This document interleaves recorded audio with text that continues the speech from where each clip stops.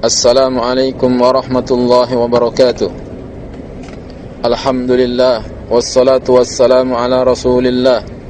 Ashhadu an la ilaha illallah wahdahu la syarika lah, wa ashhadu anna Muhammadan abduhu wa rasuluhu, amma ba'du. Saudaraku kaum muslimin dan muslimat yang saya cintai, sarapan bagi kita kali ini adalah taubat. Siapa di antara kita yang tidak butuh taubat? Karena manusia senantiasa berbuat salah dan dosa. Siang berbuat dosa, malam berbuat dosa. Maka sebelum nafas sampai di tenggorokan, sebelum matahari terbit dari barat, bertaubatlah dari segala dosa. Bagaimana sih caranya taubat? Cara agar kita bertaubat tidak cukup hanya dengan istighfar, tidak cukup dengan mengatakan taubat, tidak cukup seperti itu. Tapi para ulama di antaranya Imam An-Nawawi dalam kitabnya Riyadhus Shalihin menjelaskan, syarat taubat yang pertama harus meninggalkan dosa. Tinggalkan dosa yang pernah kita lakukan. Itu syarat pertama untuk bertaubat. Yang kedua, hendaknya menyesali dosa-dosa yang pernah dilakukan. Apalah artinya kita sudah meninggalkan dosa tetapi tidak menyesal, terbukti masih menceritakan dosa-dosa yang pernah dilakukan dan bangga dengan dosa yang pernah dikerjakan, maka itu tanda dia belum menyesal. Orang yang menyesal hendaknya dia sedih atas dosa yang pernah dia lakukan, dia malu, dia tutupi dosanya, dia tidak ceritakan. Kemudian yang ketiga, hendaknya dia berjanji untuk tidak mengulangi lagi, bertekad kuat untuk tidak mengulangi lagi, walaupun kadang terjatuh, tetapi dia punya niat untuk tidak mengulang. Dan yang keempat, apabila dosanya berkaitan dengan hak anak Adam, yaitu dengan sesama manusia, tidak cukup dengan 3 syarat yang disebutkan. Dia harus mengembalikan hak saudaranya. Apabila hutang misalnya kita tidak bayar, itu dosa. Jangankan tidak bayar, menunda-nunda pembayaran hutang saja termasuk zalim.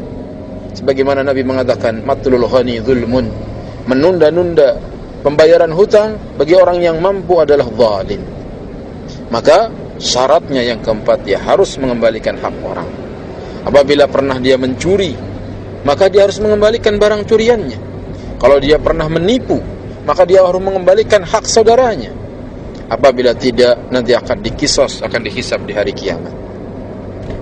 Kemudian di antara syarat taubat juga adalah hendaknya taubat dilakukan sebelum hilang kesempatan.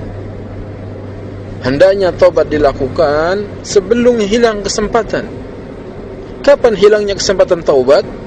Hilangnya kesempatan taubat adalah apabila nafas sudah sampai di tenggorokan, apabila matahari telah terbit dari barat. Nabi SAW bersabda, man taba qabla an tatlu asy-syamsu min maghribiha taballahu alaihi, rawahu Muslim. Barang siapa yang bertaubat sebelum matahari terbit dari barat, maka Allah pun akan menerima taubatnya. Demikian juga Nabi sallallahu alaihi wasallam bersabda, innallaha azza wa jalla yaqbalu taubatal 'abdi ma lam yugharghir, rawahu Tirmidzi wa qala hadisun hasan. Sesungguhnya Allah azza wa jalla akan menerima taubat seorang hamba selama nafas belum sampai di tenggorokan. Malam yugharghir, ini sebelum nafasnya tersengal-sengal di tenggorokan. Hadis riwayat Tirmidzi, dan Tirmidzi mengatakan hadis ini hasan. Saudaraku yang saya cintai, bertaubatlah dari dosa yang pernah kita lakukan. Sebesar apapun dosa, apabila kita bertaubat, Allah Maha Pengampun.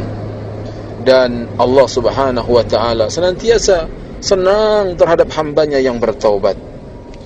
Nabi SAW mengatakan, Inna Allah Ta'ala yabsutu yadahu bil-laili liyatuba musi'un nahar. Allah Ta'ala membentangkan tangannya di malam hari untuk menerima taubat orang yang berbuat dosa di siang hari. Wa yabsutu yadahu bin-nahar liyatuba musi'ul laili hatta tatlu asy-syamsu min maghribiha.